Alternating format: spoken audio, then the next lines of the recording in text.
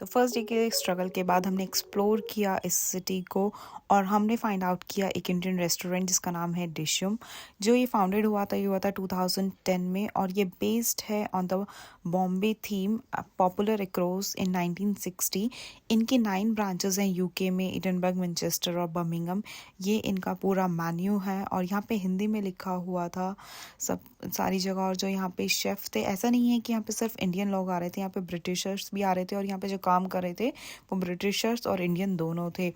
बहुत ही busy restaurant है और बस स्टैंड के बिल्कुल ये पास में है। हमें पहले नहीं पता था बट हमने इसे फाउंड आउट किया। यहाँ पे इस तरीके से हिंदी में हर जगह पे लिखा हुआ था और जिसने फाउंड आउट किया वो इंडियन है। और यहाँ पे ये लोग अफीम भी उगाते हैं, आप लोग कर ही सकते हैं, इट्स अ जोक। एंड ये जो है, ये अपनी जो मील है इनकी 15 मिलियन मील्स जो हैं इन्होंने सोल्ड आउट की है और ये उसकी चैरिटी करते हैं। अक्षय पत्रा करके इंडिया में एक चैरिटी फाउंडेशन है, तो ये वहाँ पे चैरिटी भी करते हैं। और यहाँ पे आपको बाकी मेन्यूज़ में मिल जाएंगे। ईरानी जो कैफ़ीज़ हैं उस पे बेस्ड है। हमने ऑर्डर की लस्सी और चाय, दोनों का जो टेस्ट कैसी है भाई? चाय अच्छी है। फिर हमने ऑर्डर किए छोले पूरी, साथ में हमें कॉम्प्लीमेंट्री मिला ये हलवा, ये था नारियल का हलवा। इनका टेस्ट बिल्कुल इंडिया जैसा और जो सर्विंग स्टाइल है, इन्होंने केलों के पत्तों पे हमें पूरी सर्व की है।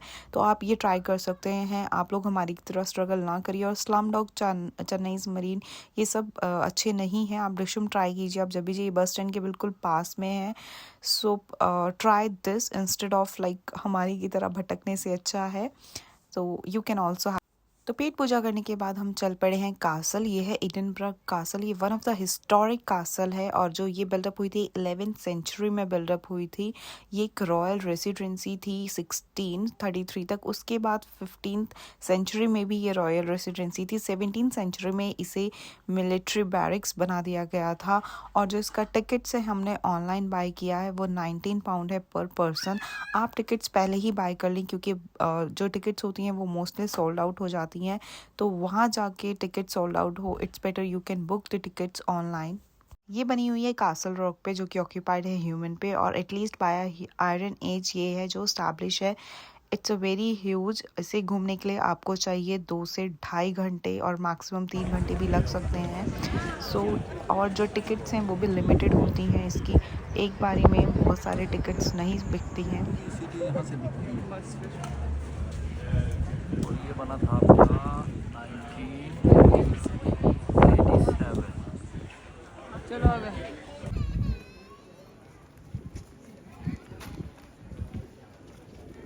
यहाँ पे आपको ऑडियो गाइड भी मिलती है जिससे आप परचेज़ कर सकते हैं और अपने कान में आप ईयरफोन्स लगा सकते हैं जिसमें आपको सारी डिटेल बताई जाएगी। आप यहाँ पे म्यूज़ियम्स हैं, हर जगह पे म्यूज़ियम बनाए गए हैं। जो भी पहले राजा के जो भी रूम वगैरह रहे होंगे अब उन्हें बना दिया गया है म्यूज़ियम्स।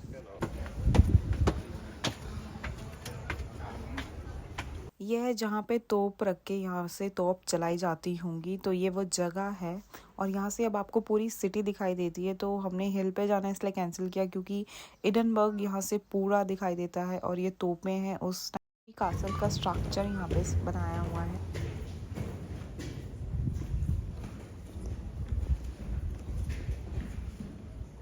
और ये एक और तोप है जो कि बहुत बड़ी है, ये उसी टाइम की रही होगी। और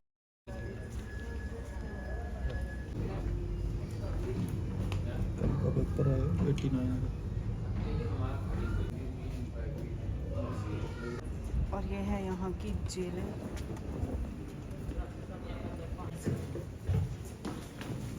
ये है कैदियों का खाना। इन्हें बियर, ब्रेड सब कुछ दिया जाता था। इनका मेन्यू फिक्स था और खेलने के लिए, टाइम पास के लिए इनको एक गेम दिया जाता था। यहाँ से वो लोग अपना खाना वगैरह लेते थे। जो इनकी जेल है वो कुछ इस तरीके की। और ये वाली जेल है जो यहाँ पे हार्ड पनिशमेंट दी जाती थी। ये अंडरग्राउंड थी और यहाँ पे 50 कैदी रखे जाते थे ऊपर नीचे इस तरीके से इनके बिस्तर लगे हुए हैं। प्रॉपर इनका जो है खाने के लिए था, मेन्यू था, गेमिंग के लिए था, टाइम पास के लिए एक इनका गेम था। और इनके कपड़े हैं जो कि यहाँ पे लगे हुए हैं। तो इस तरीके की कुछ इनकी जेल है। और ये है नॉर्मल पीपल्स के लिए। जो मिलिट्री वाले होते थे उन्हें जो जेल होती थी उनका ये रूम है, ये उनका वॉशरूम है, उनके लिए बेड होता था। और ये है वॉशरूम्स नहाने के लिए जो कि वर्ल्ड वॉर 2 के टाइम पे बनाए गए थे। और 1880 में इतना मॉडर्नाइजेशन आया कि इन्हें फ्लश वाले टॉयलेट्स दिए गए कैदियों को। तो उस टाइम पे भी इतना मॉडर्नाइजेशन था, इतने इनके वॉशरूम्स जो हैं वो फ्लश वाले थे, फैसिलिटीज़ दी गई। इसे जो जेल हुई थी वो इसलिए हुई थी, 2 महीने की हार्ड जेल हुई थी क्योंकि इन्होंने अपनी ड्यूटी पे दारू पी थी, यानी कि ऑफेंस माना जाता, ये उस टाइम पे ऑफेंस माना जाता था और इन्हें 2 महीने के लिए हार्ड वाली, ये जो तोप है इसके गोले साइड में रखे हुए हैं, वो गोले डाल के यूज़ किए जाते थे ड्यूरिंग अ वॉर या फिर किसी भी वॉल वगैरह को तोड़ने के लिए।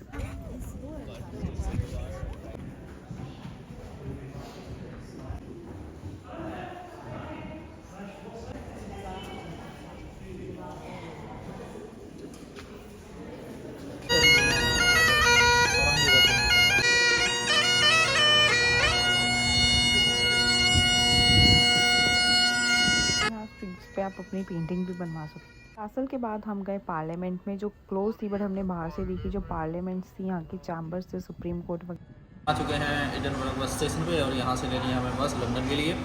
आप बस ट्रेन लाइन ऐप से आप बस अपनी बुक कर सकते हैं। डिफरेंट टाइप ऑफ बसेस होती हैं, उनमें डिफरेंट टाइप ऑफ फैसिलिटीज़ होती हैं। हमने बस ली थी नेशनल एक्सप्रेस, तो हमें उसमें USB पॉइंट नहीं मिला अपने फ़ोन चार्जिंग के लिए, तो हमें उसमें 3 पिन चार्जर ही इंसर्ट करना पड़ा। लेकिन ये जो बस खड़ी हुई है इसमें आपको USB एंड वायरलेस चार्जिंग मिल सकती है। फ्लिक्स बस में वायरलेस चार्जिंग मिल सकती है और दूसरे में भी मिलती होंगी, हमें नहीं पता, लेकिन नेशनल एक्सप्रेस में आपको 3 पिन चार्जर लेके जाना पड़ेगा। बस यहाँ से कहाँ जाती है?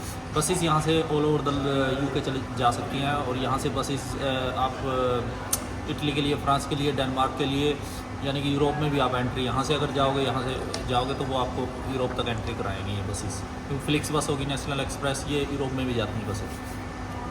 फेस बस के फेयर होते हैं वो डिफरेंट होते हैं। नेशनल एक्सप्रेस सबसे चीप होता है, इसलिए उसमें फैसिलिटीज़ कुछ कम होती हैं। फ्लिक्स बस उससे थोड़ा महंगा होता है। ये जो बस खड़ी है इसमें वायरलेस चार्जर हुई है, ये अभी न्यू ब्रांडेड बस है तो इसके चार्जेस थोड़े ज़्यादा रहते हैं। तो यही अराउंड आपको 5 से 10 पाउंड का डिफरेंस मिलेगा बस इसके चार्जेस में। और यहाँ पे लोकल फैसिलिटीज़ भी हैं, जैसे आप बस में आएँ तो अपने यहाँ पे अपने बैग वगैरह रख के आप घूम सकते हैं। इसके जो चार्जेस हैं वो ये हैं रेंटल प्राइसेस। तो ये फैसिलिटी है मेरे जैसे लोगों के लिए जो चार्जर भूल के आ गए हैं। यहाँ पे आप अपना चार्जर लगा सकते हैं और यहाँ 1.5 पाउंड में आपको यहाँ पे पे करने पड़ेंगे, तो यहाँ पे आपका जो फ़ोन है वो चार्ज हो जाएगा।